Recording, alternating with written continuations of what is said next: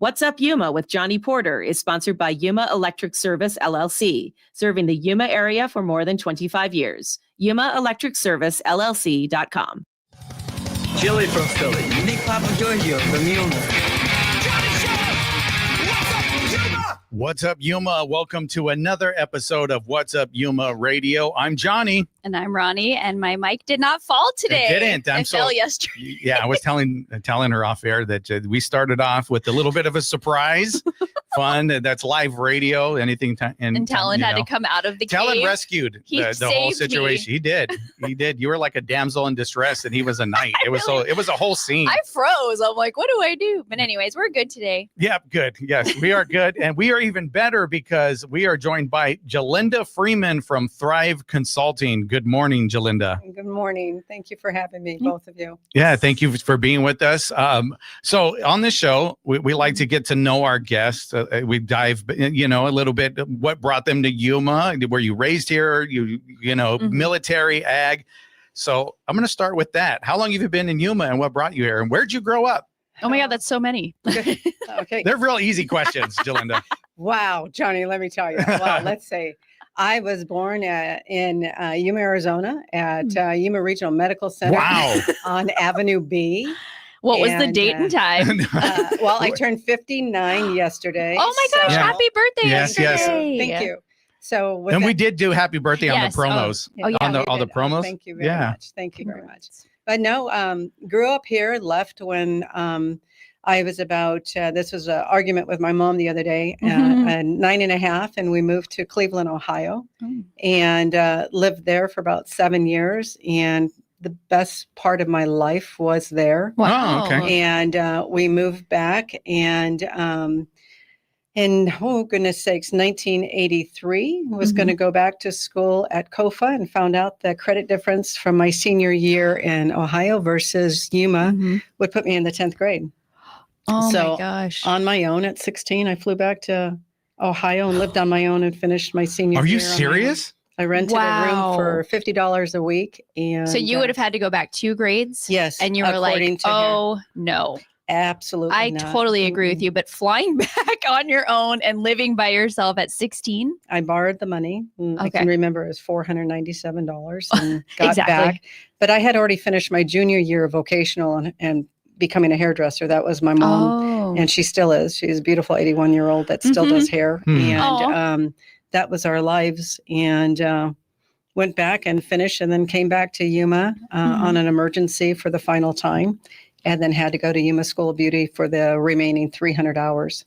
Okay, so beauty is what you started out in, and you wanted to be a hairdresser. It sounds like your mom? Yes, hairdresser and makeup artist is what I wanted. Oh, okay, and so that was the path, and you said you went to school for that, and you came back, and did you start in that field here in Yuma? I started, and I was a single parent, and I found that I needed to have insurance, and waiting for a clientele was hard.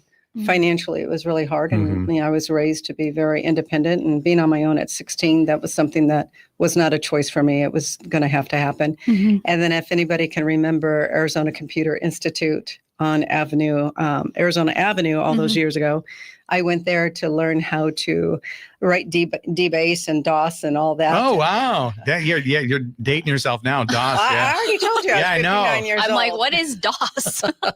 Anyways, I did that, and then got in a job with Pepsi Cola on Avenue A, and worked for the Fritz company for about 4.5 years before I moved to Flagstaff. And then that was my first taste of healthcare in 1992. I think it was September 1992. Because, and we mentioned healthcare, that's a big part of your story. It's huge. That's a big part of it. And so you in Flagstaff, how'd that happen? So like a job opening, you saw something, you needed to get a job, and it's like, okay, I'll do that. It's not doing hair, but You basically nailed it. So. Oh, wow. Pretty good. Hey, points for me, Colin. Put on points on the points board. He's got a chalkboard back there. Yeah. 1 point for Johnny. What truly happened was I was looking in the ads, and, here comes transparency. I was looking through the ads, and I applied for 14 positions around Flagstaff. I got a call back from all 14. I interviewed and I took it all back at home and laid it on the table, and I picked the highest paying job. Oh, well, that's smart. It makes sense. That's better than eeny, meeny, miny, mo. That's definitely. And I did. And what was the title of the job? Comptroller, And what was that? an 80-bed skilled facility. Wow. So what does a comptroller Yeah. do for Financial Yeah, like yeah. for the facility? for the facility Okay. and to help with the residents that were there Mhm. on distributing their monies that they had that they were Oh. allocated per month, Gotcha. Yeah. and to be able to do that. I had no idea. Yeah, well, and so You're a lot of people don't know what a comptroller does. I do, because that's who let me go from my previous position. The comptroller came down like, Yikes. your position is no longer available We no here. longer have the funds for you. Yeah, that's what it was. She got it Yeah. like, I'm sorry, I Off you heard you're a go. great guy though, like You're you like, do a great thanks. job. Off you go. But- Check. There you go. But I checked the Aw. financials and we can't afford you anymore. But So so you yeah. got that job. You're in the finance world now, healthcare, medical, finance, but you're not qualified, right? No, but let's be honest. You're doing hair and you get it. You take the highest paid job. So that takes a little bit of guts. Yeah. And the why, behind that is I love people. I was driven to help and to make a difference, and whatever Mhm. that looked like. If I can do that, I believed I could do anything Mhm. within reason, Mhm. and I knew if I just learned it. I knew I didn't have the education. Mhm. I knew that I didn't have the experience, Mhm. but I knew I had the compassion to Mhm. be able to do. So you the job. trusted yourself to a degree. Exactly. There was something in there that you trusted yourself saying, I can't do this. That's two. Yeah, I could do this one, but I could do this one really good, and it's going to make up for these other two. And Yes. It sounds like you had the motivation. That's really what it takes. And you know what? There was a leader there that she was pretty amazing. And she took me down to a place that I didn't know later in my life would be pretty significant, Mhm. to Cottonwood. And I went through training there. And I love the concept. I love what the whole purpose of what they were doing. Mhm. Mm. So I had a lot to unpack and to learn, Yeah. and I learned a lot on my own. So taking the information, because I learned differently, Mhm. and I'm pretty straightforward. So I figure, both my kids have ADD. Okay. And I figured that their fathers, two different fathers. And so it had to come from me. So I figured in my life, that's where Yeah, the there it problem is. Like is. I'm the common denominator. Yeah. Hey, take ownership of what you Yeah. have. And that's what I did. So I knew I learned differently, Mhm. and I had to do it my own pace. and Yeah. my own way. Absolutely. So you did that. You're working for them. Did you catch on? Like you said, was there a lot of like go home and do homework on how to do it Yes. better? I did a lot of reading, And I've done that throughout my career in healthcare. Mm-hmm. And there is a story behind that one through Health South. But the bottom line is I needed to make a living. Yeah. And I loved the people that I saw there, and they all needed help in one way or another. Mhm. And I believed in my young mind that I was going to be the one that was going to help them. And that's great. That's perfect. And I'm going to tell on myself a little bit. When I became an electrician, they were paying a lot on base. If you get it's prevailing wages or Davis Bacon, whatever you call it. And so I went over there and interviewed, and I knew how to do low voltage work, which is different. But I didn't know how to do electrical. But they're like, "Can you do it?" I was like, Mhm. "Sure, I could do it. Absolutely." Yeah. You're going to pay me $27 an hour. I'm 19. And like, yeah, I could do all of this. And so when I got on the job, I would go to other electricians and give Mhm. them like burritos or like some Gatorade and like, hey, can you show me how to You do bribe this? them. Yeah. Yeah. So I could, And you but got they, electrocuted. they got food. I did get electrocuted a few You times, told me that. but it was great, It's great. but I trusted myself I learned different too. Like I learned on the job. So I knew I could do that. And I learned, and I was an electrician. I ended up running D&H Electric for a year. So I took it that far.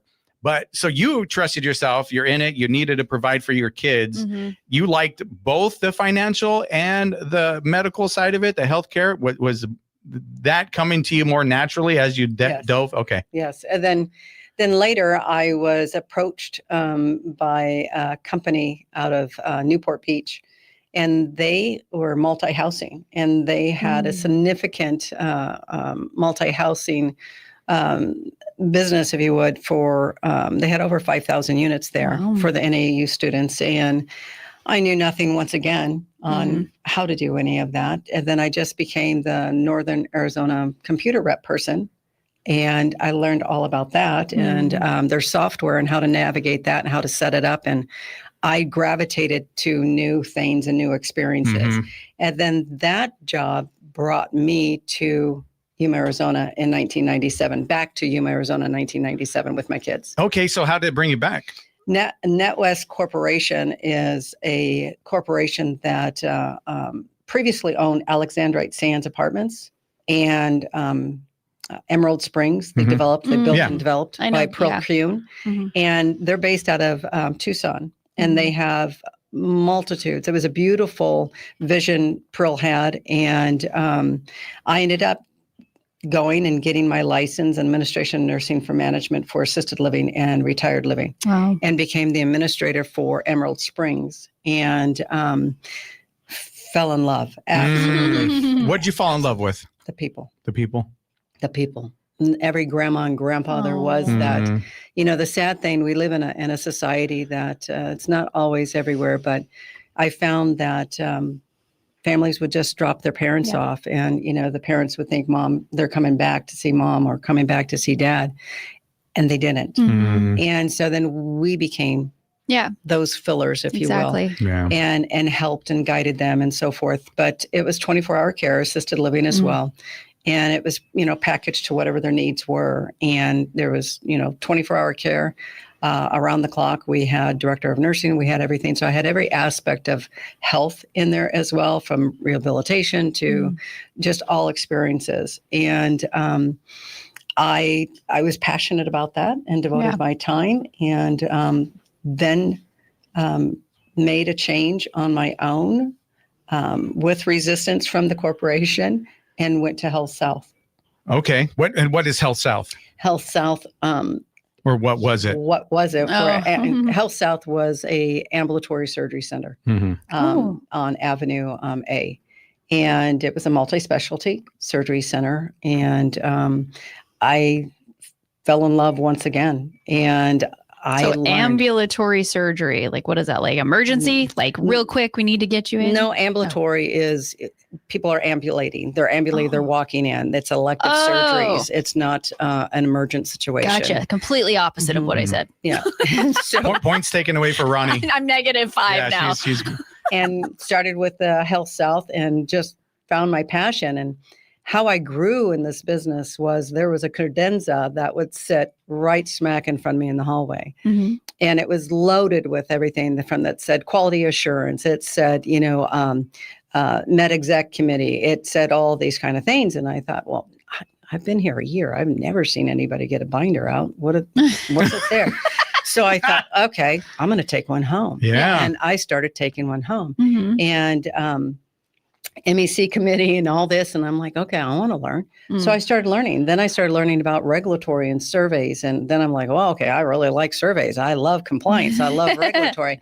Tell me more. You're weird, but yeah. Okay. Tell me about federal. Tell me about state. I wanted to be able to be part of the difference of making the difference in the Yuma community in quality. But that was the reason why. That's the passion. So you're going to learn all this nerd stuff. You want to make a difference. You have to make a difference. I'm joking, but yeah. And you like to learn. You're like a sponge. But I like to learn my way. Yes. Because that makes sense. All people are teachable. Yes. I had somebody in the past tell me, for an employee, I can remember them sitting me down and say, Jolinda, they're not trainable. And I said, oh, I'm so sorry to beg you.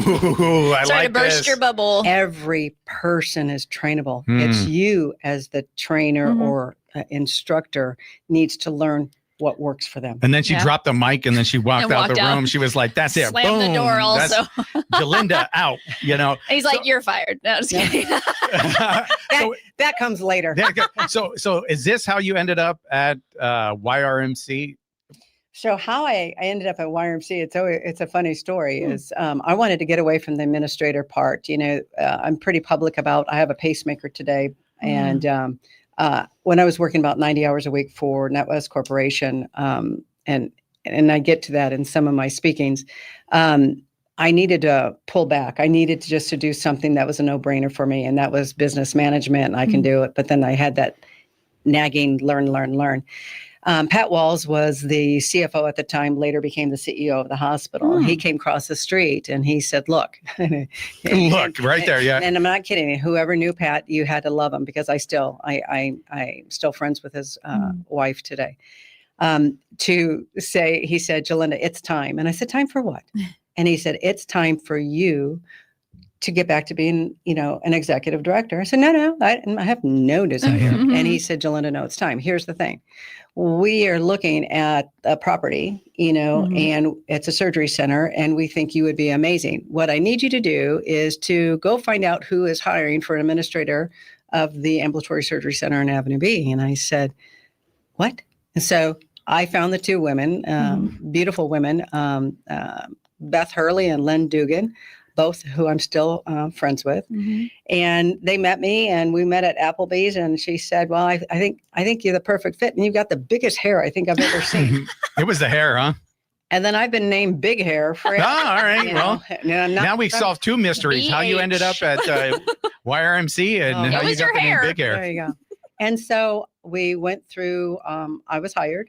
They had the highest sanction for survey from the Arizona Department of Health and Human Services. And when I came in and went through it, I ended up sending back 12.5-inch thick plan of correction to the state. Wow. And when they came back out to resurvey, they were there for 4 days. They had 5 surveyors there, and there wasn't one thing they could ever find. Wow. And I knew I was where I was supposed to be. And I found my passion. Yeah, you went in there, you said, this is what we got to change. Like, I know these things. I've read binders and binders full of the self-taught. And then you're like, another mic drop, and like, that's it. So now we know how she got to YRMC now on Vita. But we're going to come back after a quick break, and we're going to dive in what she did over there at YRMC and how she ended up at a coaching or being a life coach. After a quick break, you're listening to What's Up Yuma Radio right here on 94.7 KOFA Border Radio.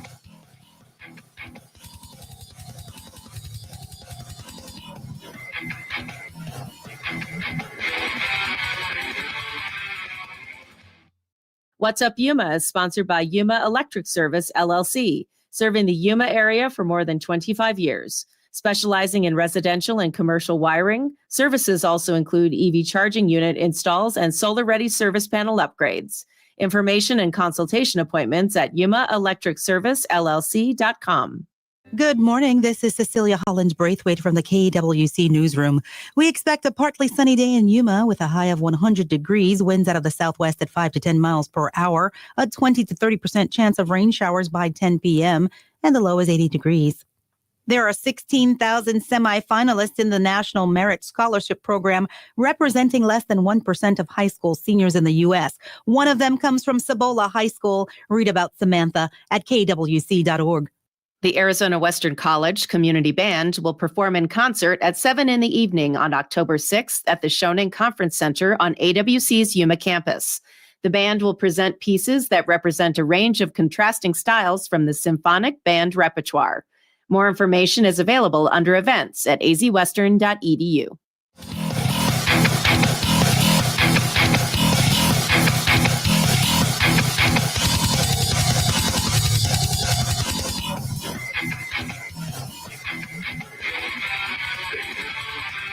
What's up, Yuma? Welcome back to What's Up Yuma Radio. We are here talking to Jalinda Freeman of Thrive Consulting. And real quick, so people watching at home, I got a green shirt on today. Normally, I don't wear this. This is the first time I wore it, but I wore it because she's also a business coach. And one time she told me, you need to get different shirts because I always wear the same color.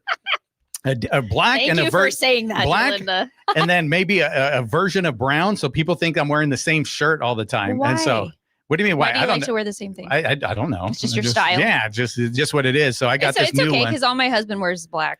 Yeah. And So I'm like, spice it up. I wore this in honor of Jalinda today. This nice green. Well, thank shirt you here. for making a positive impact on my co-host. She's having positive impacts already.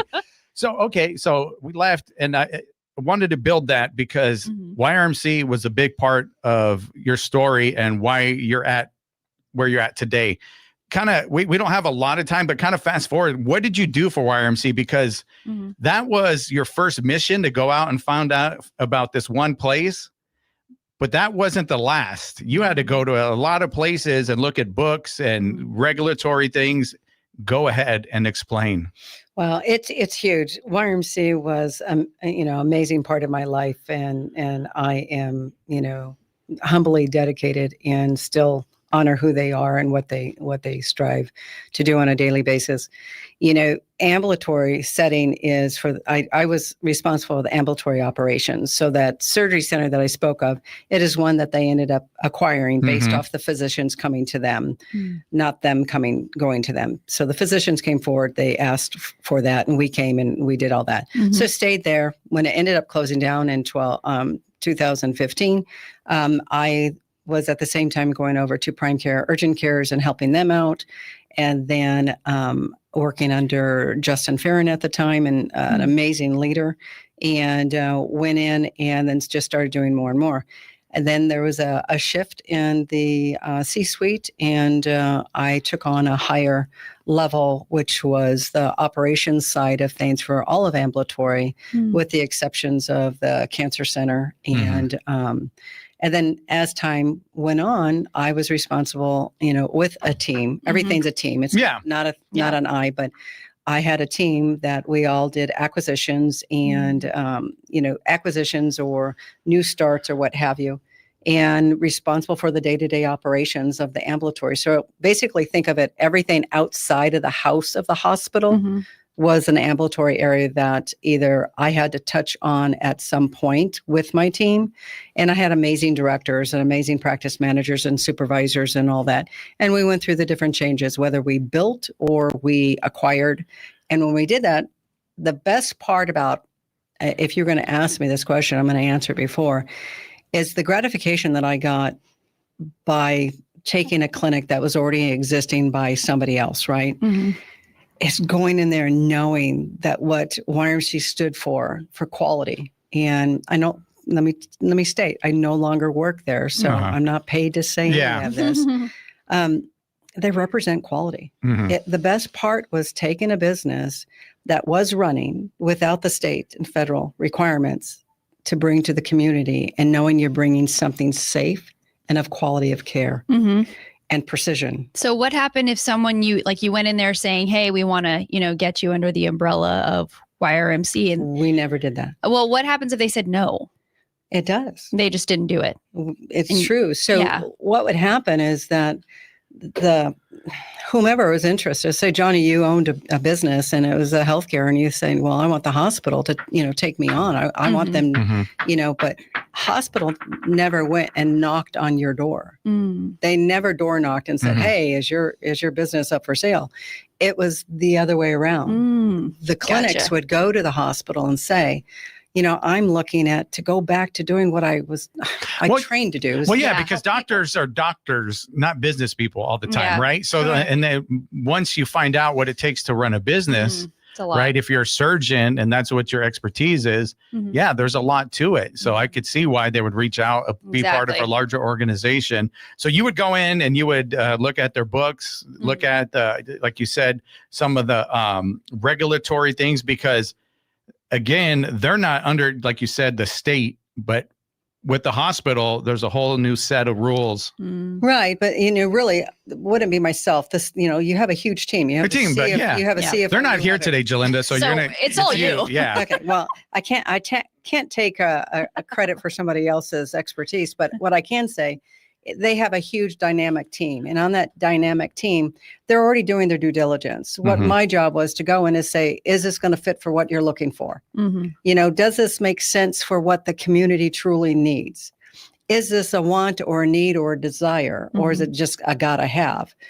So they would really weigh that out. And I would go in and I would say, okay, we need to have, if you want these to be exam rooms, they have to be so many square foot and you have to have water. Well, there's no water on that side of the wall. Okay, then what is it going to take to get there? So it's a whole transformation. But I tell you, at the end of the day, it is so rewarding to see it come to fruition and be part of that survey and know that it's deficiency free. Every one of mine were deficiency free. Even renewals were deficiency free. So we were able to receive the patient and come in. So, okay. Gotcha. How long did you do that for? 17 years. 17 Oh, my years. goodness. And it was recent, the split. Do you want to talk about that at all? Or you were Well- kind of left wondering, like, what am I going to do?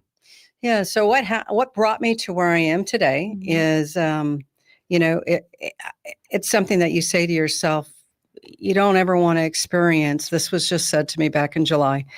Nobody wants to walk around and experience that you're no longer needed. Mm. Mhm. Nobody, especially when you knew that you were so good at what you did and you brought the engagement with staff and collaboration and the purpose of the mission and truly lived it and believed it and want to deliver it to the community. Yeah. And one day I was no longer needed. And so Wow. what happened is my position was eliminated through a provider medical group restructure. Mhm. And that happens. And I just happened to be at the end of that Yeah. stick of that. And my world collapsed. It Oh. collided. Yeah, because your sense of purpose is also kind of be taken away because this is what you're good at. You said no deficiencies. So you're probably getting a lot of praise for it. And it'd be like, good job for you and your team. And then now it's all Yeah. gone. And there goes your financial security, and there Yeah. goes your purpose. Yeah, but I have to say, and here I go. People will, always say, Jalinda, why do you do this and say this part? I was taken care of. Mm. I can't hold animosity. I have none. Yeah. I have none. I believe in what the hospital does. Mhm. I believe in their journey. I believe in the direction. Do we all have opportunity to improve? Absolutely. Do I? Yeah. Absolutely. I'm learning every day. And so do they when they're going through leadership. I mean, Yeah. my God, you can't have 3,500 people and all of you play well in the sandbox Yeah. That's without right. whipping sand somewhere. But at the end of the day, that's kind of what happened. And then what fast forward brought me through all the psychological Yeah. crud. Yes. Okay. What happened was I needed to find my purpose. Mhm. Mhm. And I knew coaching, what I had done in my 17 years there with my staff Mhm. and people outside of my staff that would say, can I mentor under you? Can you just coach me on the side? And I would meet them after hours Wow.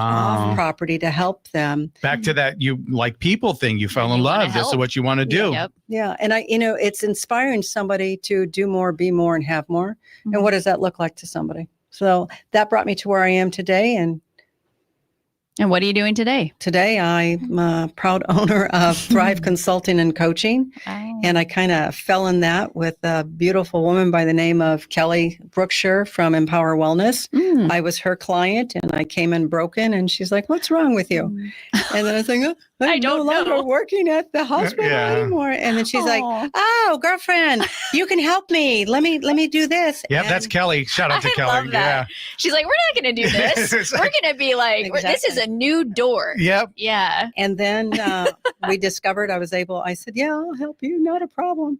And so I did. And we had a lot of opportunities that we were able to surface and show within 10 hours. Mm. And the appreciation and from both the physician and herself were just beyond anything I could ever imagine. And I walked away knowing at that moment, Mhm. God doesn't close one door without opening another. That's right. And he opened a door for me. Yeah. And so I'm going to keep you a little longer. I already told Talon, but I want to get into this. So part of your transformation, and you were seeing Kelly, you lost 100 pounds, Over. over 100 pounds. Oh, yeah. Oh, yeah. Get it right. Yeah. Get it right. No, Don't mess that yeah, up. yeah. Over. That's a big deal. No, Yeah. hold on. I knew that because Kelly told me over and she's picky about it. So, you lost over 100 That's pounds. You're a amazing. client of hers. You're going for a service, but you're also breaking down Mhm. and you found your new purpose. So transformation physically, And emotionally. emotionally. mentally, Yes. All of spiritually. these things. Yep. Everything. So You're how like do a you, butterfly. how do you think that plays into your business now? Mm. I don't want to be defined and, doing what I do for a living now. It is so important to be able to put it out there. If you were to look at me and you see me in a room, and would you look across the room and say, wow, that woman's a product of molestation? Mm. Would you look at that me saying, wow, she's a product of rape at 16 years old? Mm. Holy cow. maybe she's a product of domestic violence for years. Mhm. You know, maybe there's a whole lot more there, and those are all true. Mm. But I didn't let what happened in my life define who I am today. Mhm. Yeah. I wanted to be able to show people that my story is real, but we all have a story, Yeah. each and every one of us. Mhm. Some are more impactful than others, and some are less impactful. But guess what? It's our story. That's It's right. our story to tell, Yeah. and how we tell it.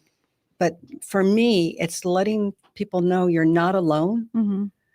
You don't have to carry that Santa sack anymore over your shoulder or to Yeah, the every baggage. destination That's you go right. to.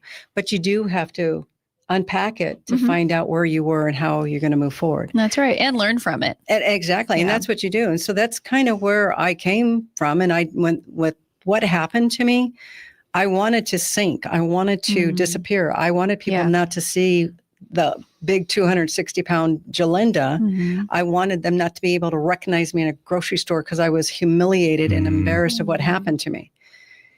But I was already on my transformation, and it just became a little comical because I Mm. said to Kelly one day, I said, "Hey, has anybody ever lost 100 pounds here?" And she's like, "No, not yet." Not yet. Yeah. And then I said, "Okay, it's going to be me." And she's like, "Yeah, okay, girlfriend, You're you the do first it." to do it. Yeah. And you did it. And I did it. December 9th, I was, I did it. I got on that scale. Aw. I screamed like there was no Mm. tomorrow. And let me tell you the difference. People say to me all the time, "Jalinda, you're so confident." And I Mhm. would say, "Oh, they don't know me." Yeah. I would be shaking. I came in here scared as all scared. And I've been doing guest speaking and podcasts Mhm. yesterday, doing all that. Mhm.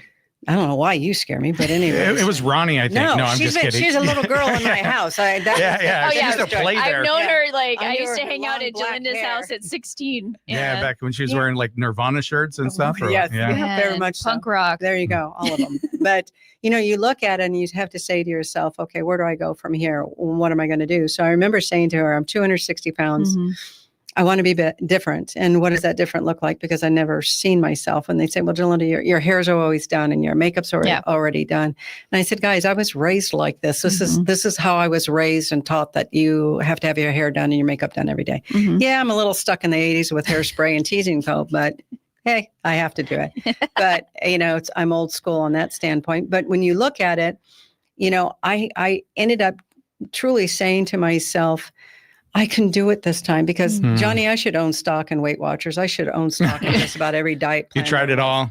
I had a lap We were band. talking about that, the yo-yoing. Oh, Yeah. I did everything. All I had a over. lap band. My intestines twisted with that. I Oh had to my have that goodness. surgically removed. I ended up gaining 50 more pounds, then had gastric sleeve Mhm. and only lost 55 pounds. And I'm like, "Oh, I'm a failure at that. I'm a Yeah. failure at that."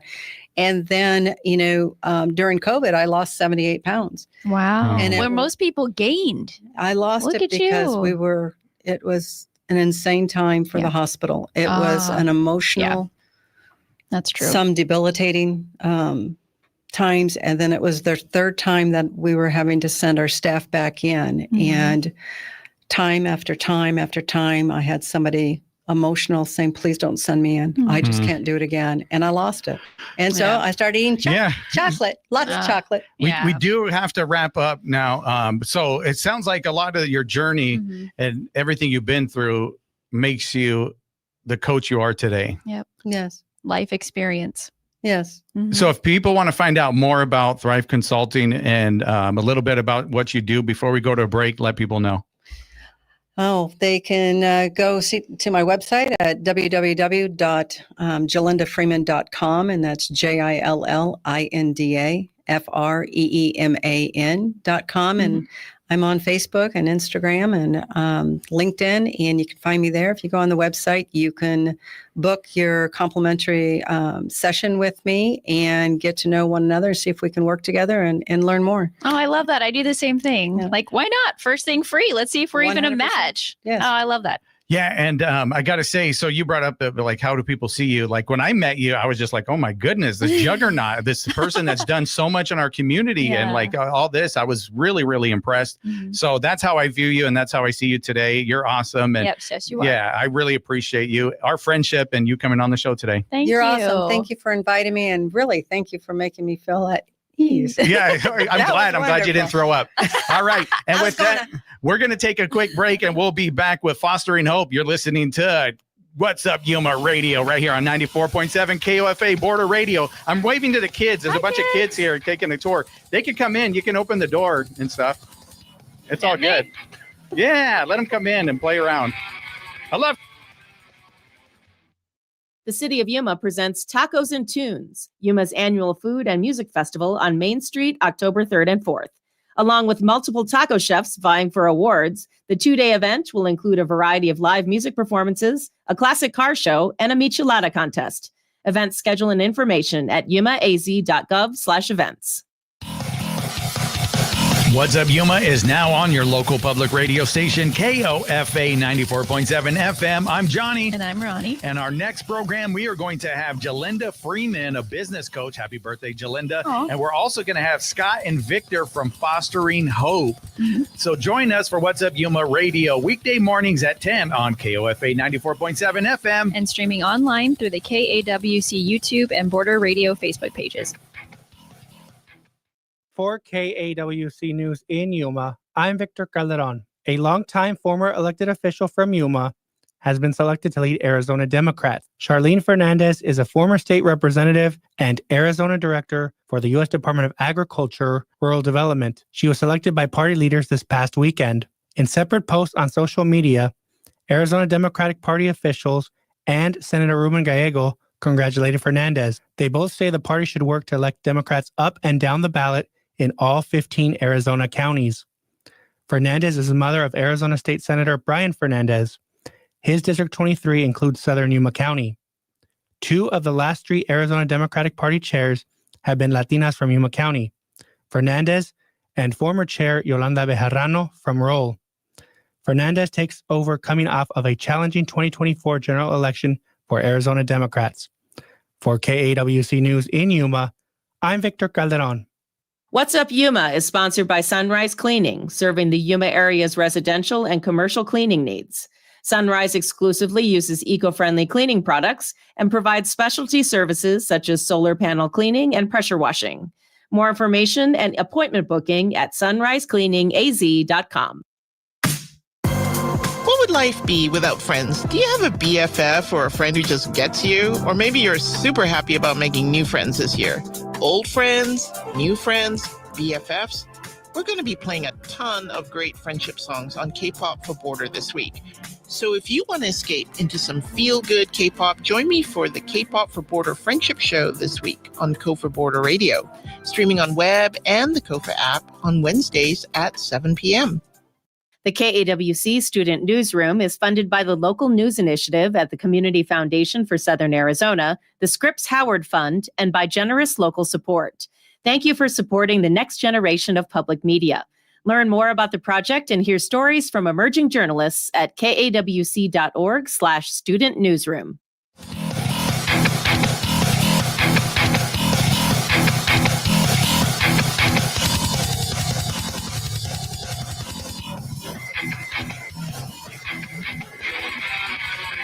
What's Up Yuma? Welcome back to What's Up Yuma Radio. We are now joined by Victor and let's see, Scott. Sorry, I was looking. I wrote it real sloppy on there, Who's but who? Scott. We got Scott Little, right? Correct. Victor Durazo. Yes, that is correct. Okay, Oh. cool. I pronounced that right, so I'm proud of myself. You guys are both here from Fostering Hope. Correct. Okay, so what we do, we get to know you a little bit before that and why you got involved with it. So, Victor, are you from here in Yuma? Yes, I am. Bo- I'm a bo- Yuma local. I was not born here in Yuma, but I'm a Yuma local. Yeah. So Okay. then that's fine. And then what about your story? Oh, no, I wasn't born in Yuma. No, what brought you here? I was actually born in Colorado. Oh, Okay. nice. And then my job brought me here back in the early 90s or late 90s. Okay, what were you doing then?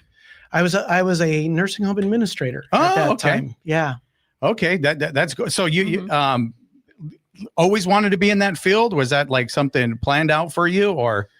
Well, it was actually through my college Okay. because my degree was in recreational therapy. And so one of the ways to jump into the field was really to begin in nursing homes, Mhm. and I just found I loved the older people. I That's just Delinda was just Oh, okay. on talking about that. Yeah, I Yeah, just last got- guess. Yeah. just Yeah. got drawn into it, Yeah. and did that all the way up until I came to Yuma, and then Mm-hmm. worked in a nursing home here as an administrator for about 13 years, and then was called into the ministry from there. Oh, okay.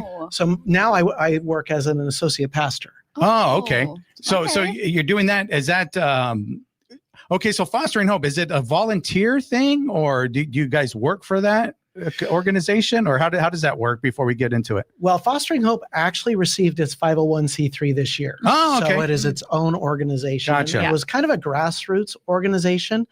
Mhm. And really where it started out was this idea of how can we support foster parents and Yeah. kinship parents and people interested in doing it. So we brought all the players together. We thought you got to have everybody at the table. So when did that start happening? Like the early talks about putting this together? So that would have been December 4 years ago. Okay. And so this is actually our third conference. Mhm. And what happened is we brought, like I said, Victor represents one of our foster care agencies. Mhm. We have all the foster care agencies represented on the team. Mhm. We have several churches. We have the Department of Child Safety. We have the Oh, Juvenile wow. Detention Center. Mhm. We have some educators. So we're bringing everybody that's kind of involved in Exactly. that, whole realm of foster care, Mhm. and have been working with them. Which one do you represent? Yeah, that's So my agency is Intermountain Centers for Human Development Foster Care. Okay. so. How did you get yeah. involved? Like, what's your story? Your pathway to getting involved? Well, I've been working for the agency for 6 years now. Mhm. So my role is to assist people in the community to become licensed foster parents. So Nice. I was approached by the Department of Child Safety about this event, and ever since then, I've been part of it. So Okay, so what got you into the field Mhm. originally? Your first, you said when you started there, was it something that you wanted to do? Was it just a Like- job like you a applied? life It's okay. experience? There's Yeah. no right or wrong answer. He's like, what do I say? Jalinda was like, yeah, I just answered ads in the paper. So 14 of them. Yeah. well, I've always worked with people within our community, Okay. whether in some sort of capacity, whether it's mental health or Mhm. counseling, Mhm. even like Scott, geriatric care. I've done it before. Okay. So Oh. coming to foster care, it was just another part of the realm of helping people. Yeah. So that's how I became involved. And then I liked working with children. So I was like, okay, I got this right off my Mhm. back. So like, Yeah. let's go for it. Awesome. Can I ask you why you became an associate pastor? Like, what drew you to that? What was your Wow, calling? What that was is like a the big great moment? question. So when I came to Christ, it was a very deep, meaningful moment for me. Mm. And so I just, when we came to Yuma, it was like, we did the normal church shopping thing, went to this Yeah. church, went to that church, kind of figured out, Mhm. and then we landed at the church where we're at. Mhm. And I just fell in love. I fell in Mhm. love with what they were doing, what was being said from the pulpit, those kinds of things. And I got very involved in all the different programs. Mm-hmm. And the pastor at the time came to me and said, "You're probably here more than some of our paid staff. oh wow, We have this position coming up. Would you consider?" Wow. And I said, I'm not Yeah. not biblically trained that way, but Mhm. he says, "But you have all of the gifting of a pastor. So Wow. we need to get you on staff." And so got on staff, and then I went through some training. Mhm. And so they said, "You're our guy." And I keep wondering why. So how long has that been now again? 15 years. 15 years. You keep wondering, huh? I keep Yeah, wondering. it's like you wake up in the middle of the night. Why me? What's going on? It's been 15 years. Yeah, 15 years, and they still. You're obviously doing something right. To still well- be on the staff or whatever, you're still there and they I'm- still appreciate you. Yeah, exactly. So grateful to be there and grateful to be here. Awesome. And do you think that brings something to your position here at Fostering Hope? Well, it's interesting because I have no skin in the game in fostering hope. I had Mhm. no clue about foster care, not even on my radar, to be Mhm. honest with you. And then I had conversations within about 2.5 to 3 weeks with 3 different people that said, "We're involved in foster care. We need to get news out. you had a conference 10 years ago, Mhm. you know, and it was just like kind of that prompting that said, Mm. Yep. you need to lead this. And I'm like, Wow. I, How? yeah. Yeah. Why You- me again? Like, what? Still asking why. Yeah. You want me to walk into what desert? But, and so I just said, okay, you know, if this is going to happen, let's bring the people together at the table. And Mhm. so I invited, you know, it's like I said, I invited all these people, Exactly. and I thought maybe 2 or 3 would show up and Mhm. show some interest. We had probably 15 in that initial Wow. meeting Wow. who said, yes, we need to move forward with Wow. this. That's And so- awesome. You So assembled the team. yeah, you put Exactly. them together. Thanks for letting us to get to know a little bit about you both. And we're going to dive in after a quick break, more about Fostering Hope, what you guys offer at the conference and when it is. So we're going to do that after a quick break. You're listening to What's Up Yuma Radio right here on 94.7 KOFA Border Radio.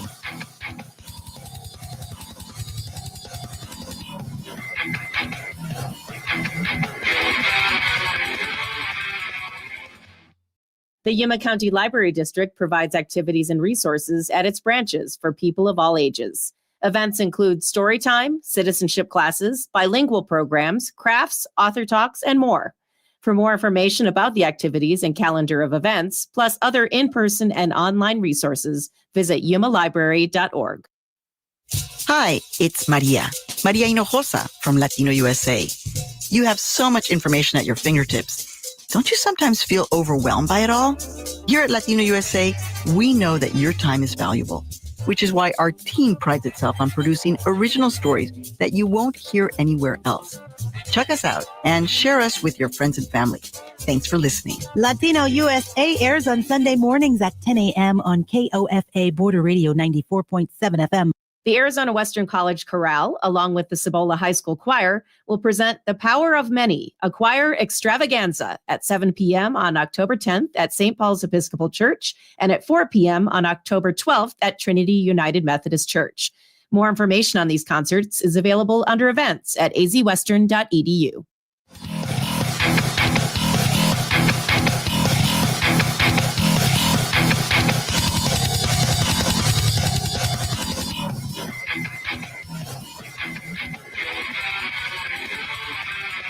What's up, Yuma? Welcome back to What's Up Yuma Radio. We are talking about fostering hope and how that began. And right now I want to go into a little bit more about what Fostering Hope offers, because you said that you assembled this team because you saw a need. There was a need and other people saw a need, and you put people together, put them in a room, because I guess like few years back you did a conference, so people are like, hey, he's the conference guy, like he can do this. Yeah, totally right up his alley. Just go to Scott. Just go to Scott. He'll walk out in the desert. Yeah, so you got these people together, so what next? So from there, I said, then let's assemble a conference. Let's begin to look. Let's do it. Yeah, let's just do it. And so we set a date. We began to looking at what we wanted involved as far as speakers and exhibitors and that kind of thing. And I said, we got to finance this somehow. So we started talking to people, and it was just, I mean, Yuma's so generous anyway. Yeah. I mean, when you look around and they're constantly, but I would talk to somebody and say, hey, this is the conference we're putting on. And they said, how much do you want? Wow. You know, and so we were able to fund the whole conference from that just first people year, saying that just from first- donations and Just from people's donations. generosity. Yeah. Yeah, Just- Yuma is a great community. Absolutely. Well, and they were businesses, but they said, Yeah. you bet, we believe in what you're doing. We want to Exactly. sponsor you. Mhm. And so, you know, we had enough sponsors that we could put the conference on. And that first year, we probably had probably 60 people coming in, and then another, we put on an exhibit area, and that had 30 exhibitors there. Oh, okay. And so different people that can support foster care. Yeah, programs. so maybe some different resources that people don't Exactly. typically are aware of. So you had that, and it's like, oh, that could solve a problem here or whatever Yeah. issue. Correct. And just like networking and Yeah. community support. Where was the conference? It was at the Civic Center. Okay. It's the same place we've had it for the last 3 years. Oh, nice.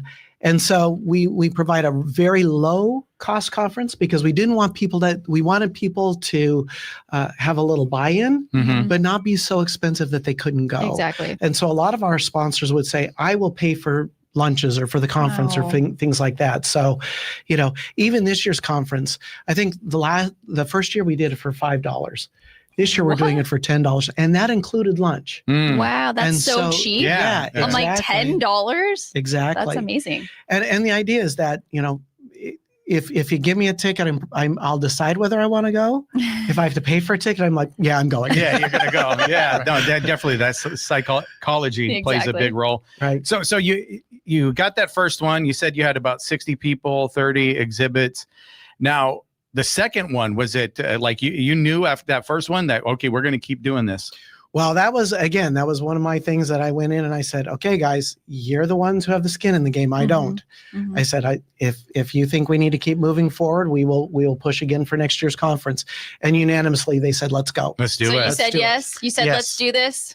You're excited. So it's interesting because I wasn't part of the first year. Oh, okay. Okay. And then when I knew about it, I was like, I want to be part of this. Mhm. I want to involve people from my agency, other agencies, even the community, because there's always someone asking about foster care. Yeah. And sometimes they might not necessarily want to become licensed to foster these children, but they want to be hands-on and involved and also connect other people with resources. Mhm. So I think that's one of the most important things. Yeah. And I think that's a good point because when you think foster care, you're probably thinking like, oh, I need to get licensed. I need to do all these things. I'm going to bring this child. Like that's the only thing you can do, but it's not. So there's a lot more things that you can do in the foster system.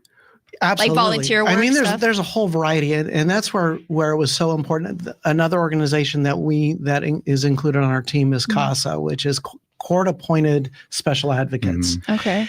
And I mean, so if you're not in foster care, you may want to be a CASA, or you may want, so we're putting all these resources. So you out can there. help connect the dots, even with, like you said, CASA, which anybody could do CASA. Because if you had some free time, I'm not saying everybody wants to, but anybody could do it because you go and you check on the kid that's in foster care, right?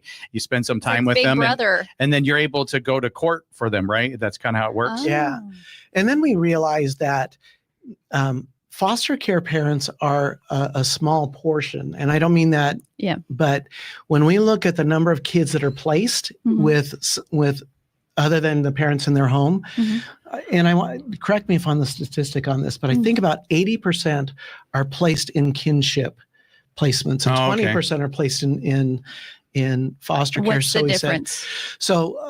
Well, I'll let you answer that. Your turn to talk. So yes, kinship, it's the next of kin to that child, whether it's grandparents, uncles, aunts, even family friends. That can be considered a kinship placement.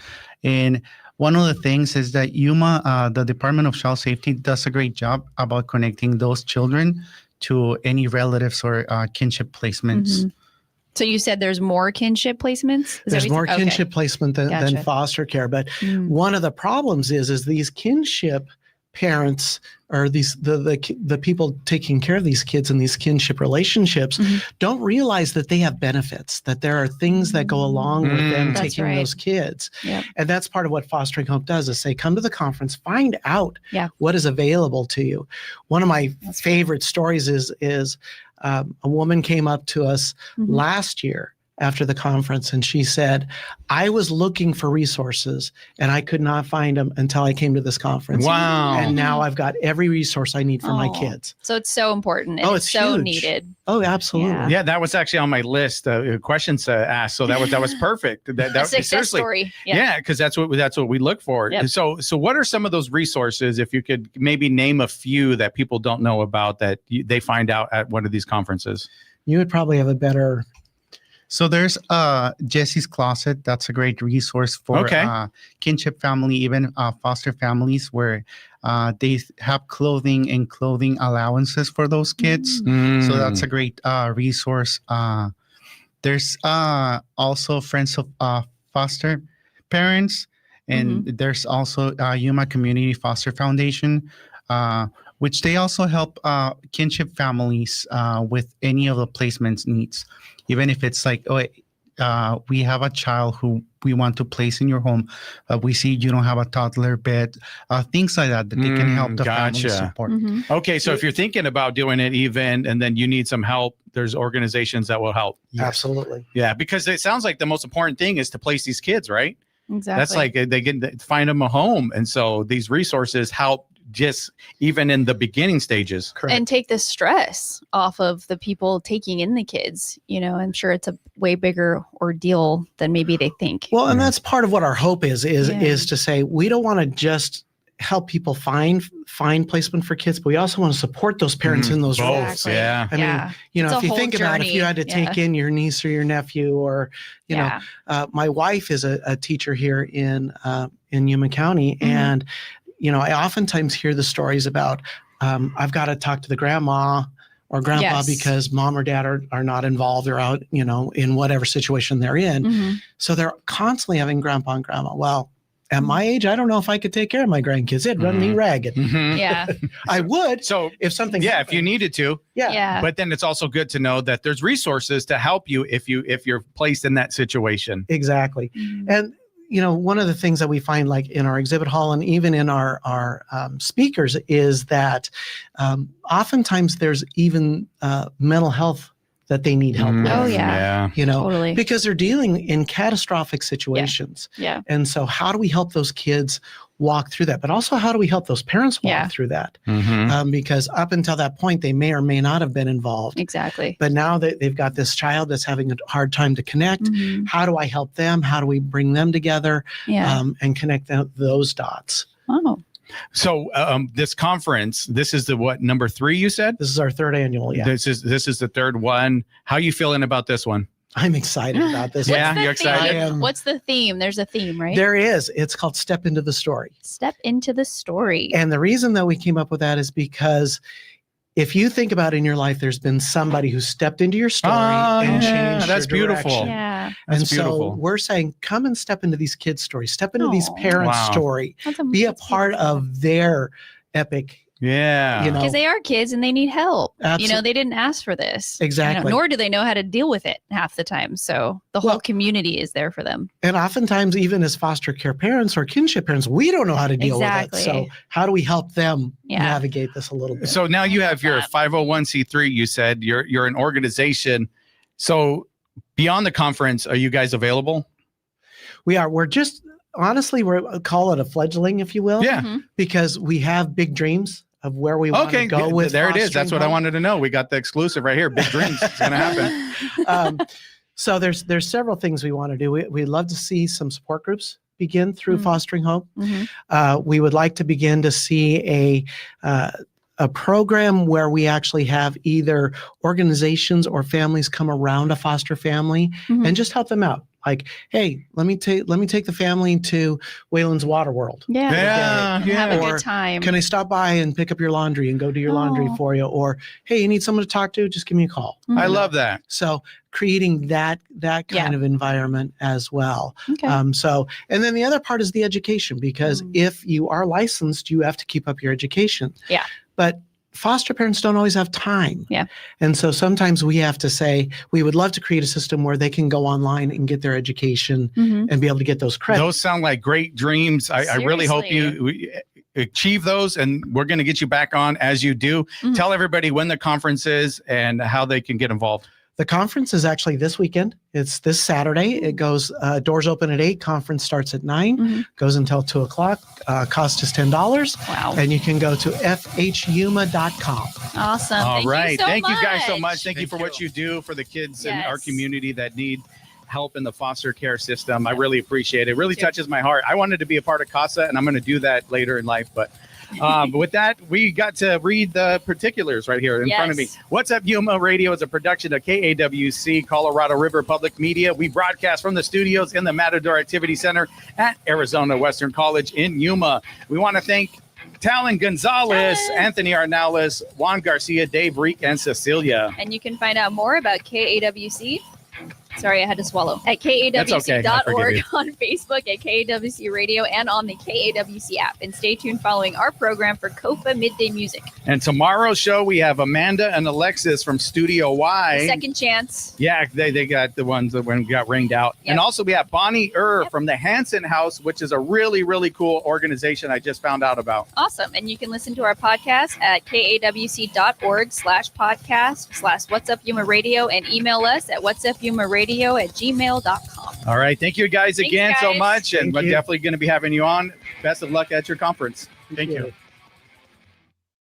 What's Up Yuma with Johnny Porter is sponsored by Yuma Electric Service, LLC, serving the Yuma area for more than 25 years. YumaElectricServiceLLC.com.